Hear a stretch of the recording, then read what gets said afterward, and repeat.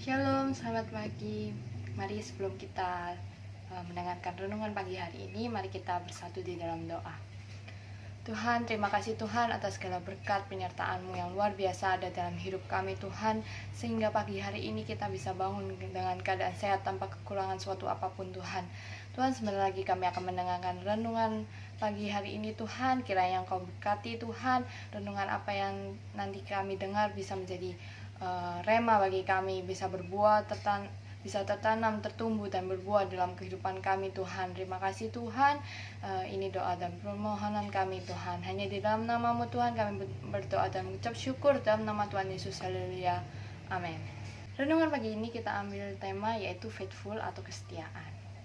Kita buka dalam Yohanes 15 ayat yang ke-13 sampai yang ke-15. Tidak ada kasih yang lebih besar daripada kasih seorang yang memberikan nyawanya untuk sahabat-sahabatnya. Kamu adalah sahabatku, jikalau kamu berbuat apa yang kuperintahkan kepadamu.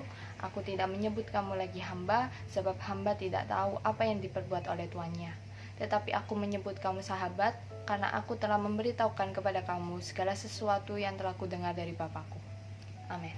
Tuhan melihat kita seperti sahabat yang setia. Sahabat itu di mana-mana hitungannya bukan seperti teman yang biasa saja, tetapi sahabat itu teman yang sangat dekat dengan kita dan sangat setia dengan kita. Tuhan menganggap kita sebagai sahabat, yang berarti Tuhan menganggap kita dekat dengan dirinya. Kita harus hidup di dalam kesetiaan Tuhan. Kenapa sih? Karena sahabat itu setia. Tuhan setia kepada kita. Apakah kita juga hidup dalam kesetiaan Tuhan atau kita malah menjauh dari Tuhan? Kita harus menjaga relasi kita supaya kita bisa menjadi sahabat yang setia bagi Tuhan, dan jalinan relasi kita dengan Tuhan tetap terikat seperti sahabat. Lantas bagaimana sih cara kita menjalankan hidup dalam kesetiaan Tuhan? Jadi ada 3 cara bagaimana kita bisa menjalankan hidup di dalam kesetiaan Tuhan. Yang pertama, kita harus berkomitmen untuk berkomunikasi dan tinggal di dalam Tuhan. Bagaimana sih cara agar kita tetap berkomunikasi dan tinggal di dalam Tuhan? Yang pertama adalah caranya kalian bisa bangun jam doa dengan Tuhan, tetap berkomunikasi lewat doa dengan Tuhan, mungkin malam hari, pagi hari, atau dengan renungan pagi hari ini juga termasuk kita bisa berkomunikasi dengan Tuhan. Yang kedua juga membaca firman Tuhan, membaca Alkitab. Nah, tapi ingat teman-teman, kalau kita membaca Alkitab, kita jangan cuma baca saja, tapi habis itu setelah baca kita kembali kepada kehidupan kita yang lama, kita jadi nggak ada perubahan sama sekali. Tapi setelah kita membaca firman Tuhan, kita harus menanam apa yang kita baca itu tadi, dan kita menerapkannya ke dalam kehidupan kita sehari-hari sehingga kita bisa menjadi berkat bagi orang-orang sekitar kita. Dan poin yang kedua adalah berkomitmen untuk bersikap baik meskipun dalam keadaan yang sulit. Kita bisa buka dalam Yakobus 5 ayat 7 sampai yang ke-17. Karena itu saudara-saudara, bersabarlah sampai kepada kedatangan Tuhan. Sesungguhnya petani menantikan hasil yang berharga dari tanahnya, dan ia sabar sampai telah turun hujan musim gugur dan hujan musim semi. Kamu juga harus bersabar dan harus meneguhkan hatimu, karena kedatangan Tuhan sudah dekat. Karena itu, hendaklah kamu saling mengaku dosamu dan saling mendoakan, supaya kamu sembuh. Doa orang yang benar, bila yang dengan yakin didoakan, sangat besar kuasanya. Elia adalah manusia biasa sama seperti kita, dan ia telah bersungguh-sungguh doa supaya hujan jangan turun, dan hujan pun tidak turun di bumi selama 3 tahun dan 6 bulan.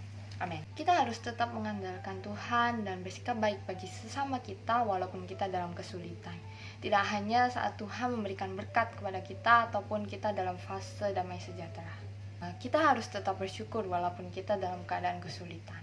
Bagaimana sih kunci agar kita bisa tetap bersyukur walaupun kita kesulitan? Yaitu yang pertama adalah kita harus sabar. Seperti yang tertulis dalam Yakobus 5 ayat yang ke-7 tadi, bahwa kita tuh harus bersabar sampai kepada kedatangan Tuhan. Kita percaya kalau kita bersabar, apa yang kita tanam di saat kita dalam masa kesulitan itu pasti kita tuai pada nantinya, pada waktu yang tepat, pada waktu yang Tuhan telah janjikan. Dan yang kedua adalah kita harus berdoa kepada Tuhan.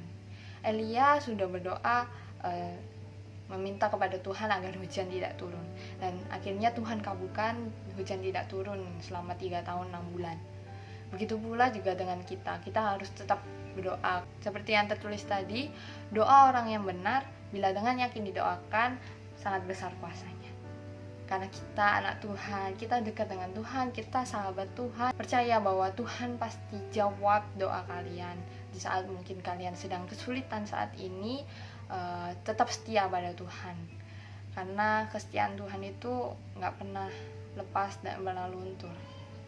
Percaya bahwa di saat kita tetap bersikap baik walaupun kita dalam masa sulit, percaya bahwa kita pasti akan menuai hal yang luar biasa pada nantinya. Untuk poin yang ketiga, yaitu senantiasa mau belajar menjadi lebih baik dalam didikan Tuhan. Mari kita buka dalam Ibrani 12 ayat yang 4 sampai yang 8. Dalam pergumulan kamu melawan dosa, kamu belum sampai mencucurkan darah. Dan sudah lupakah kamu akan nasihat yang berbicara kepada kamu seperti kepada anak-anak? Hai anakku, janganlah anggap enteng didikan Tuhan, dan janganlah putus asa apabila engkau diperingatkannya. Karena Tuhan mengajar orang yang dikasihinya, dan ia menyesa orang yang diakuinya sebagai anak. Jika kamu harus menanggung ganjaran, Allah memperlakukan kamu seperti anak. Di manakah terdapat anak yang tidak diajar oleh ayahnya? Tetapi jikalau kamu bebas dari ganjaran yang harus dicerita setiap orang, maka kamu bukan anak-anak, tetapi anak-anak gampang. Amin. Tuhan itu seperti gambaran ayah dalam kehidupan kita. Tuhan itu bakal menegur kita seperti ayah yang menegur kita apabila kita melakukan kesalahan, ataupun juga memberi nasihat. Tuhan dengan cara Tuhan mengizinkan masalah hadir dalam kehidupan kita. Masalah pasti ada dong di dalam kehidupan kita, pasti kan, di antara kalian pasti semua memiliki masalah. Tapi percaya, Tuhan mengizinkan masalah yang ada dalam kehidupan kita itu bukan hanya untuk menjatuhkan kita, membuat kita sengsara, tidak. Karena masalah Tuhan izinkan ada dalam keadaan kita saat ini, ada dalam kehidupan kita, itu untuk memproses kehidupan kita, untuk supaya kita belajar menjadi lebih baik lagi, agar kita menjadi dewasa. Masalah terjadi dalam kehidupan kita karena Tuhan itu sayang kepada kita. Tuhan memproses kita agar menjadi lebih baik lagi dengan masalah apa yang Tuhan kasih ke dalam kehidupan kita. Untuk ayat yang terakhir adalah Ulangan 7 ayat 7 sampai 9. Bukan karena lebih banyak jumlahmu dari bangsa manapun juga, maka hati Tuhan terpikat olehmu dan memilih kamu. Bukankah kamu ini yang paling kecil dari segala bangsa? Tetapi karena Tuhan mengasihi kamu dan memegang sumpahnya yang telah diikrarkannya kepada nenek moyangmu, maka Tuhan telah membawa kamu keluar dengan tangan yang kuat dan menebus engkau dari rumah perbudakan, dari tangan Firaun Raja Mesir. Sebab itu haruslah kau ketahui bahwa Tuhan Allahmu, dialah Allah yang setia, yang memegang perjanjian dan kasih setianya terhadap orang yang kasih kepadanya dan berpegang pada perintahnya sampai kepada beribu-ribu keturunan. Jadi di sini aku mau ngingetin buat kita harus tetap setia dalam Tuhan, tetap jalin relasi pada Tuhan, karena Tuhan terlebih dahulu setia kepada kita, terlebih dahulu memilih kita. Tuhan sayang kepada kita. Ingat bahwa kita harus tetap berkomunikasi dan tinggal di dalamnya, dan kita harus bersikap baik walaupun kita dalam keadaan sulit, dan kita juga harus belajar menjadi lebih baik dalam didikan Tuhan. Sekian dari renungan hari ini, semoga bisa memberkati buat teman-teman sekalian. Sebelum kita menutup renungan hari ini, mari kita bersatu di dalam doa. Tuhan, terima kasih Tuhan, kami telah mendengarkan renungan pagi hari ini. Tuhan, kiranya Engkau memberkati renungan hari ini bisa menjadi rema bagi kehidupan kami Tuhan, dan tertanam, tertumbuh, berbuah menjadi berkat bagi orang sekitar dan bagi kami juga Tuhan.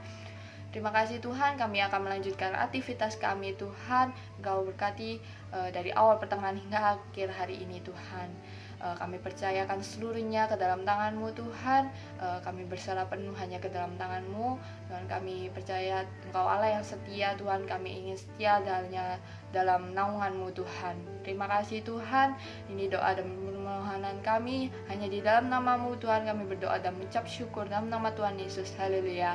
Amin. Terima kasih. Happy Sunday ya. Jangan lupa ibadah. Tuhan Yesus memberkati.